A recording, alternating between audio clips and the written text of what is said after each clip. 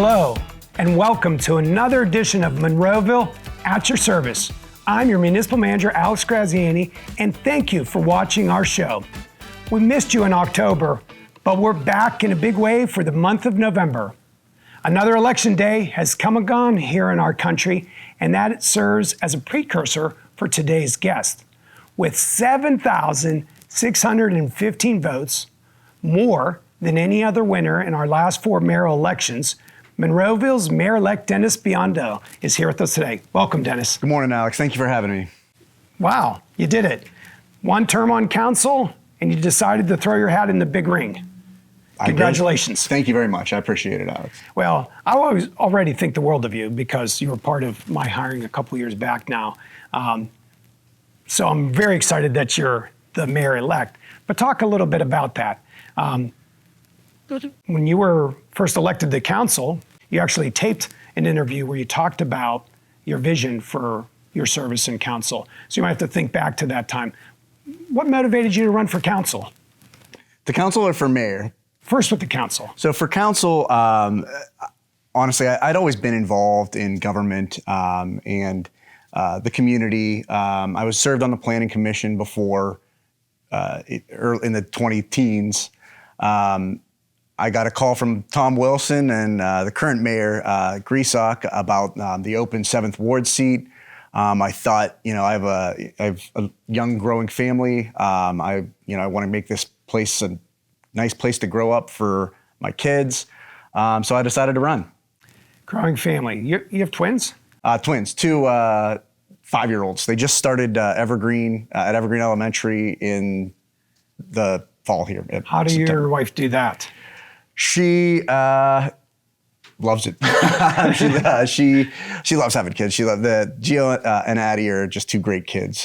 Yeah, lots of fun. I can never imagine two at the same time of the same age and all of those kinds of crazy things. So they call on you. You mentioned ward. We have wards here in Monroeville. There's 7 of them.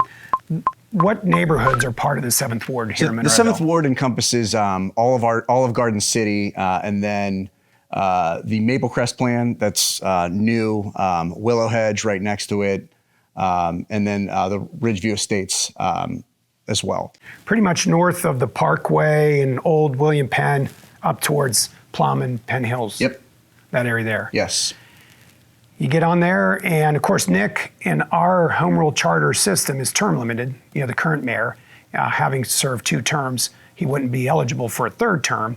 How does that work? I mean, do you guys, council members, talk among themselves and say, who's interested, I'm interested, or you pretty much went without that conversation and said, I'm interested? Well, we certainly there was talk among the council members. It didn't seem like anybody really was interested at all. The current mayor, Nick, he kind of was pushing me to do it for a little while. I will say that Sean Logan was another one that kind of was, Sean Logan was a previous mayor as well. He kind of pushed me to do it as well. I thought, this is something that I think I can do. I think I'd be good at. Now that I'm more familiar with Monroeville, the departments, and the things that the services that we have here, as well as the budget, this is something that I can do. I think it's nice to have somebody that's a little bit younger that has children. As our mayor, that's regularly out there in the community, goes to all the community events, and so I decided to take their advice and do it. Yeah, and I'm very thankful for that because I think it gives a good continuity. We have not only the mayor who's term limited, but we also have a council member, Bob Stevenson, going off in the 3rd Ward. So we have a brand new council member there, and of course in your seat we have a brand new council member. So we have John and Allison, John Washington and Allison Ramsey will be joining us come January. I think it's the 5th where it all happens. But anyways, The first Monday in January, we reorganize and you'll be a part of that. So we have a pretty experienced council, though, even though we have a new mayor coming from a council seat and 2 new members. The rest of the gentlemen who are on the council will be in their 2nd term or are in their 2nd term. So yeah, it should be pretty good to work with. You mentioned budget. Of course, November is budget time of the year. How hard is it for someone like you coming on council getting exposed to the budget? What was that like? That's difficult. So when I first got on, I kind of thought as I was running for council, I'm used to this. I know government. I work for the county. I worked for Sean Logan for a little bit. I'm aware of like budgets, but it's a completely different world. It does take, and I know that you had a previous conversation with the current mayor, and he said it takes a good year to get your feet under you to kind of understand what's going on. And he's right. I mean, it takes, you're on for the full year. You first see the budget again in October, November for the next year. And there's a lot. I mean, there's a lot in there. There's, we have a number of different departments, a number of employees, and it takes a good year and a half to kind of know what's what and really understand what goes on and the cost to it all. And it's no different even for someone like me. That I've been working around local government for years. I've been a municipal manager in other communities. I liken becoming a municipal manager similar to human development. It takes a few years. A 3-year-old can kind of dress themselves and feed themselves, but they're not that great at it. Sometimes it takes a few years almost for even someone like me to learn the complexity of Monroeville. We have been doing certain services for decades. Some of them are a little bit newer. All of them are changing because of technology. We have about 170 staff members. Our budget is over $40 million in the general fund. It's a lot of moving parts.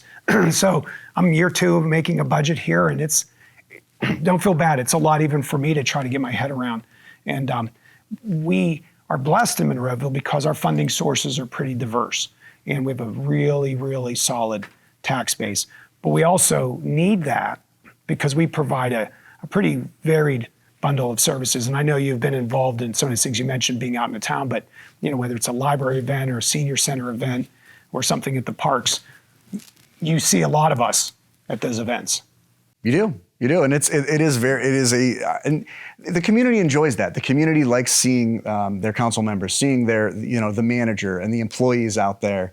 They enjoy knowing that it's one of theirs, that is, it's one of their own that's out there, making sure that the community is well run and that these events are occurring and that they can bring their kids to these to all these events. And you get to do that and have your kids. I do. I do. So you're coming on board to me at one of the most exciting times in Monroeville's history. There are certain times in Monroeville's history where events were occurring that would have impact for decades, and I feel like that's where we're at, particularly with Cypress Equities and Walmart looking at redeveloping the Monroeville Mall. We don't know what that maybe looks like now, but it's pretty exciting. Yes, it is very exciting, and it's exciting for a number of reasons.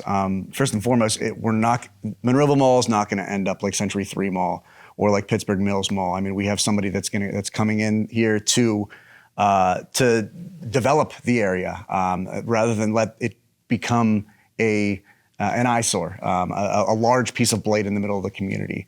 I hope that we are able to.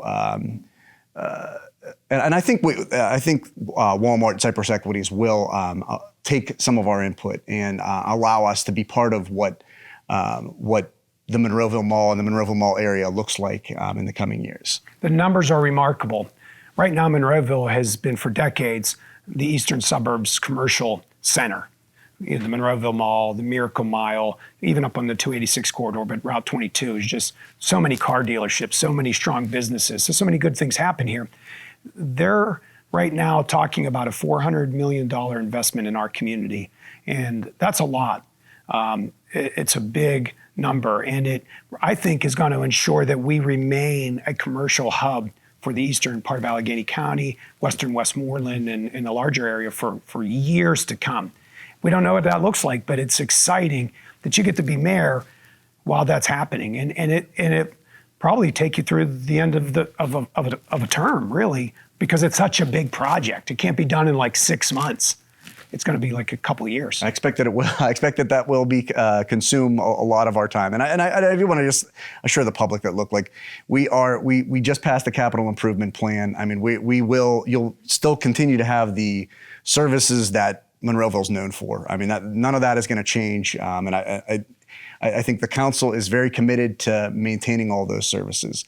So that will remain no matter what happens with the mall. There's a proud tradition in Monroeville of providing a full bundle of services, from refuse and recycling to, we have our own animal control officer with our own animal shelter. We have a full service library, a full service senior center.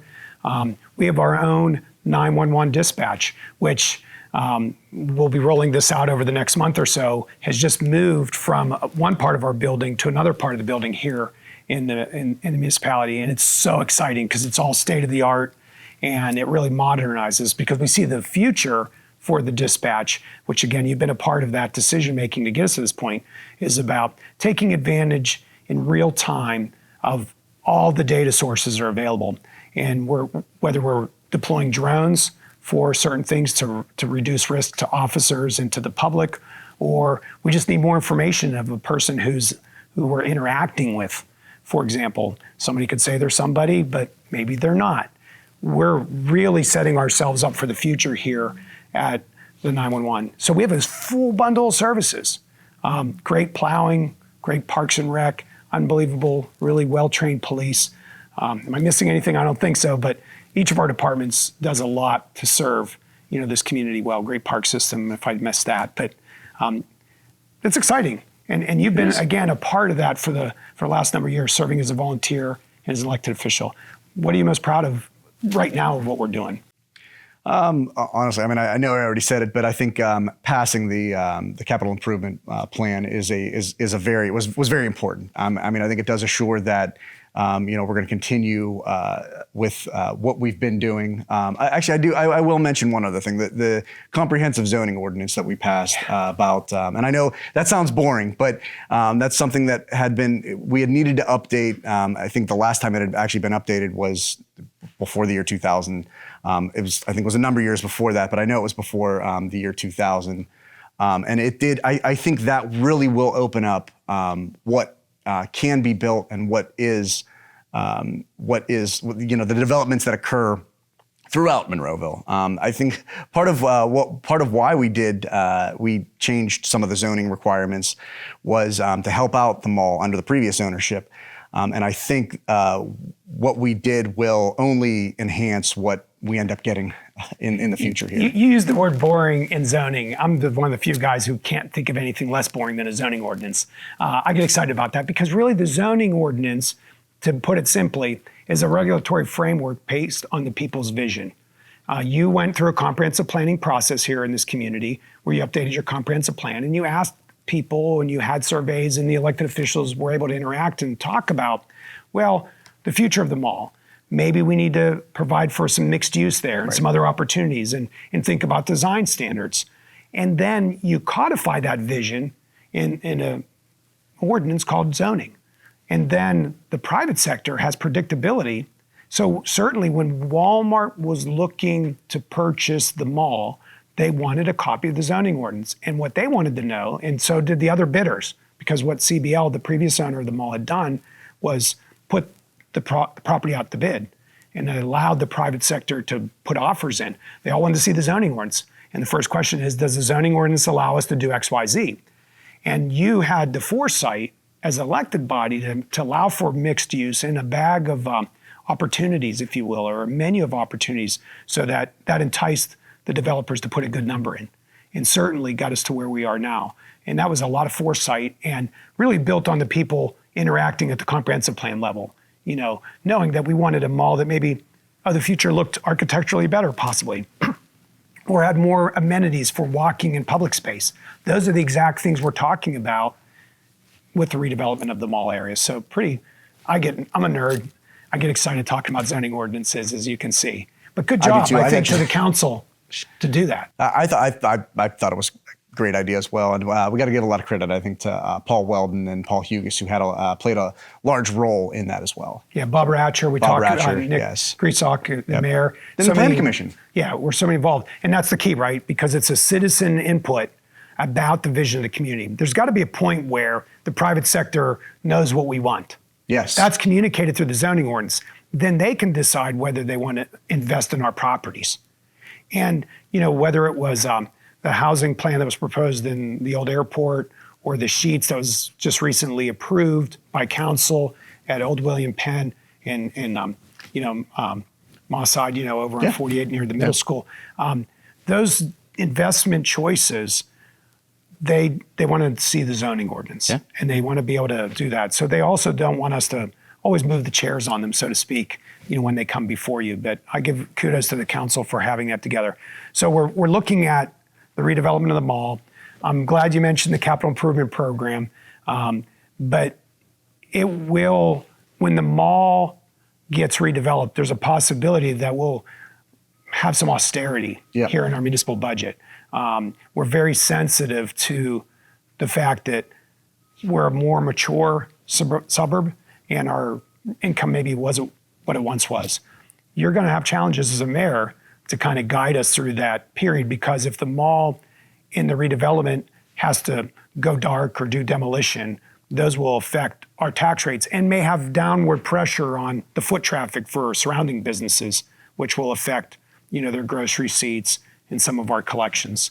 So we have to really mind our P's and Q's over the next couple of years. Hopefully, the hope is that period is as short as possible. And I do think that's another reason why I think the zoning ordinance, the changes we made to the zoning ordinance are so important, because I think we do give the ability for businesses in a number of different areas, a number of different parts of the community. And I think the hope is that we continue to grow while that is dark. And look, that will be dark for a period of time, but we continue to grow in other parts of Monroeville. Yeah. So as we start to wrap up our talk, I want to get excited about your service in the next 4 years. We've rolled out some really cool social media recently. And are you going to be our first TikTok mayor? We were talking about it just before here. I am not on TikTok yet. Yet is the key word, I guess. I've been not pressured to, but I've been told, it's not so bad. So we'll see. We'll see. How can I answer it that way? Instagram, TikTok. I am on Instagram and I am on Facebook, and the social media is so much better in the last. I'll say 6 months. I think it's even less than that. But the social media has gotten so much better. And I do think, for myself, my kids go to school. They have friends. You're friends with the other parents. When you see your kids or your friends' kids on social media, it's just kind of cool. You end up, sharing that post with your other friends, and then it gets shared around. And it really does, it makes people aware of what's going on in the community. And I think that's something that we did not have before. And that is how we communicate now. And that's not my line. That's what happens. That's how we communicate now. We communicate through social media, through videos like this, through programs like this. I mean, that's how communication, that's how news gets spread. It's so rapidly changing. I grew up delivering the Newcastle News. It was an afternoon paper in Newcastle that I delivered. The Tribune Review announced that in 2026, they're going to go, I think, to a 4-day delivery cycle, and they won't have a Sunday paper. I'm like, how do you live without a Sunday paper? You need the big comics and all that. I guess it'll end up on Saturday. But yeah, the way we get media is very differently than we were in the past. And we want people to tune into our social media channels. Maybe we'll have a Monroeville Mayor TikTok channel. I don't know if that's the right word, channel, maybe whatever, an account where you're just able to post kind of the view from the mayor for the community. But people will, they seem to have the ability to decide what their feeds are, and they'll see that our local content is good, that, know what's going on in the community, don't want to miss an event, and they'll be subscribing and liking and sharing and all those things we want them to do. So you are pressuring me to get on TikTok? Then, yes. Right? Okay. All right. Yeah. I'm not asking you to do dances or anything, but maybe the mayor has a dance. I don't know. But anything you can to kind of like keep on that, because I think the generation of people moving into Monroeville, the expectations are that the smartphone that they use will be how they apply for a building permit, or maybe how they pay certain things like register for a rec program or something like that, and where they find out what the mayor's up to. I think you're right. I mean, I think that is the future. I mean, I talked to someone actually on election day, said, I don't even use my computer to email anymore. I do everything on my phone. So I think you're right. I think that is that is the future. Is people are going to see they're going to see it on their phone. It's not going to be on the computer anymore. Yeah. So, well, the last thing I have, Dennis, it's the month of November, and of course, it's the month where the nation celebrates a day of thanks. Anything that you're thankful for in your time of public service and in this community? all the people. I mean, all and especially the employees here in Monroe. The employees make us look good. I mean, we pass the budgets, but they run the parks, they run the social media, they run these kind of programs. They keep your streets clean and plowed, and really you get very, very few complaints about the services that are provided here in Monroeville, and that's really a tribute to our employees. So I'm very thankful for all of the employees we have here, all the dedication that they put forth. And you, Alex, I think you've done a great job since in your time here as a manager. You get a lot of heat from a number of us for different issues, but I really think you've done a great job. I love my job here, and I'll tack on the employees. You and I were talking about this. I don't know, 8 or 9 out of 10 of them are always smiling. They really like their jobs. They really communicate that they're blessed. I get very little, I don't even know at all, sense of entitlement from the employees of Monroeville. They're really thankful for their jobs, and they want to serve well. And they're smiling, like, even when they're like cold outside doing the work they're doing these days, they really like working here. And if they bend my ear about an issue, it's never bad. It's always good news. So I love working with the guys. And just Monroeville in general, I'm very thankful for this community's embracing of a guy like me coming in to serve.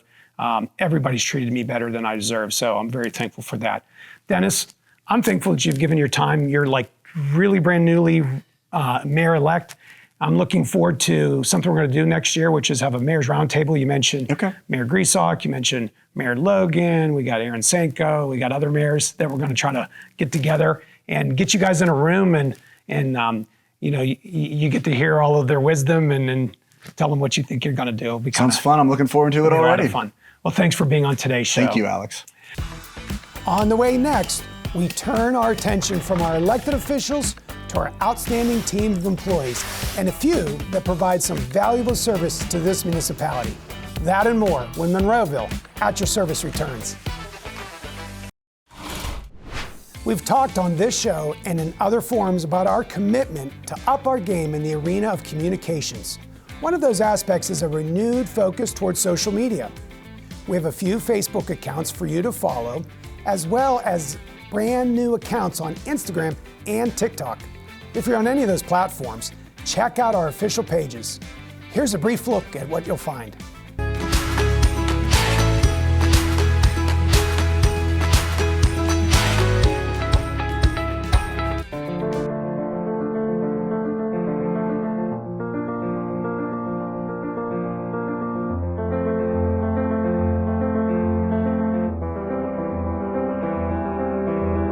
If ghosts aren't real, explain this.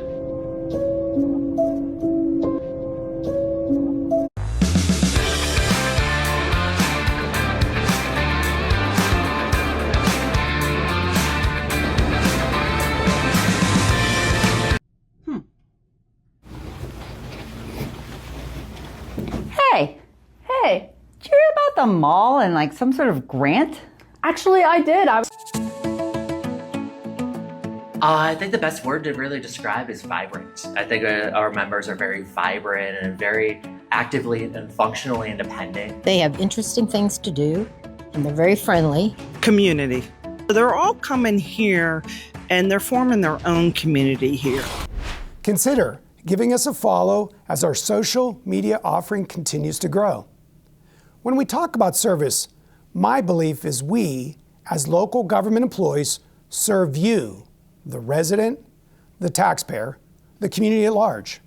Our team of around 170 employees make it our purpose when we punch the clock each day to provide outstanding service. Here are a few examples of that belief in action. 3, 2, 1, go!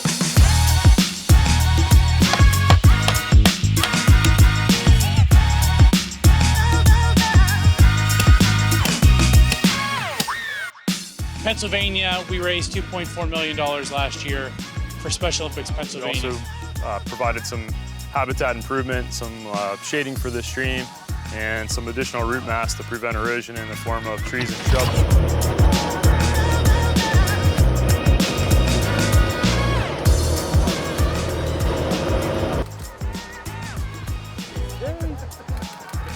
I think we got a good one. All right, cool. We're here today for our annual Fall Fest, serving up all the great food today that goes with this cold, dreary, rainy weather. Let's see, we have some examples here. Maybe you can see which one it is.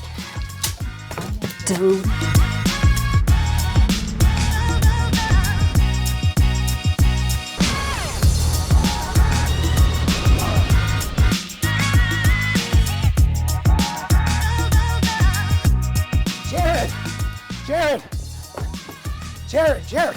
Oh, Jared, I need you. I need you right now. What's up?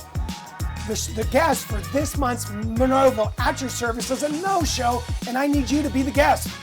Well, how am I supposed to direct the show and also be on the show? I have no idea, but you do all things well. Plus, you're the only department head who hasn't been featured on the show, so come on. I need you up now.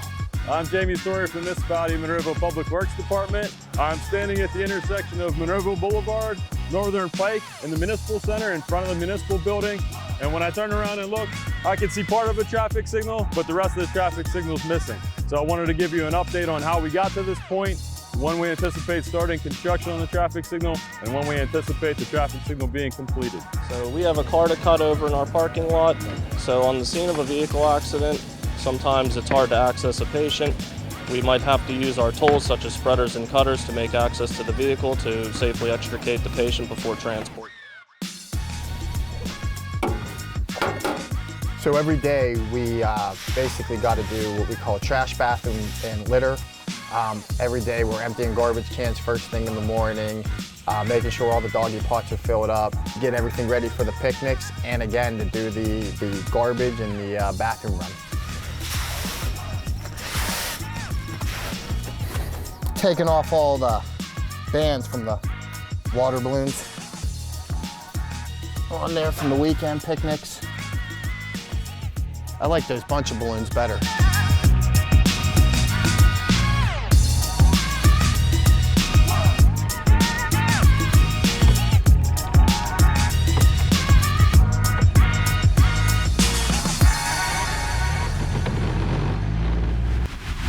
While it's obvious that many of our local government employees are first responders, like the police officers who wear a uniform, I feel that all of our employees are first responders.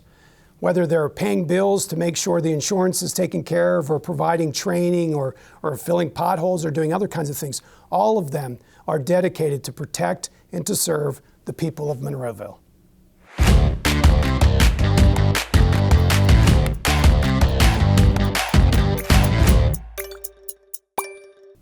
You've heard it said, and many of you may have said it yourself, that taxes are a necessary evil. And many have the view that even the taxes themselves could be viewed as ill-gotten gain. I believe differently. I believe that taxes are essential to provide for all that we hope to do with our families, in our lives, to be able to live out the American dream. We live in a wonderful country. And even back to the time of our founding fathers, taxes were a part of it. It was Ben Franklin, when writing to a French scientist at the adoption of the U.S. Constitution, who said that he wasn't sure of the durability of the U.S. Constitution, but in life you can be sure of two things: death and taxes. It was the Chief Justice, John Marshall, who in 1819, writing the majority opinion of McCulloch versus Maryland, who wrote that the power to tax was indeed the power to destroy. That case, McCulloch versus Maryland, was about the national bank and whether the states could tax the federal government's bank. And in opining such, the Chief Justice recognized that if the states could indeed tax the federal national bank, they could indeed destroy it. So with that in mind, we take soberly the trust, sacred trust that we have to manage the taxpayers' money well. We understand that they're unavoidable, as Franklin quipped. That is something that is part of life. And for that That means it's so important that we're really good stewards. It's with fear that we actually take the taxpayers' money. If we did it any other way, we would be tyrants. Much of the world suffers under the tyranny of overtaxed masses and governments who just lord it over them. But here, we seek not to lord it, but we seek to serve. In Monroeville, we have employees, elected officials, dedicated public servants who view it as a sacred honor to be able to serve the public with their money, that is the taxpayer's purse. We do that by wise budgeting. And this time of year, it's all about the budget. Staff is putting long hours in to figure out how to give the most for the amount of taxes we have. We don't look to raise taxes. We had to do that last year for the first time in 10 years. That is, raise the real estate tax. For this year, the 2026 budget, we have no proposed tax increases. But it is the time of year where we ask you to come alongside us and pay attention to the tax process or to the budget process. We will have public hearings in November. We have additional meetings throughout, longer meetings. Many of those, if you can't catch them live on the cable channels, you can watch them on YouTube. Plus, our website has draft budgets that you can take a look at. I really believe it is your money, and it is our responsibility to steward it well. And I want you to know, if you have any questions or you have any concerns, how to find me. My email's online. Come to the meetings, send us letters, whatever you want to do to communicate how it's being spent. And we're really thankful that you watch programs like this, because we know that you're really engaged as citizens and it matters to you how we spend your money.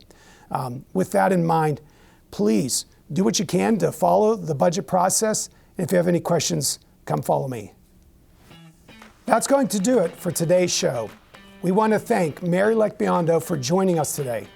Really looking forward to having him take on this new role and taking the reins as our next mayor. He has some big shoes to fill. Nick Griesbach was an amazing mayor. These next 4 years will see lots of change and much growth for the municipality. Exciting times are ahead. Be on the lookout for our next edition of Monroeville at your service. Until then, be well and stay blessed.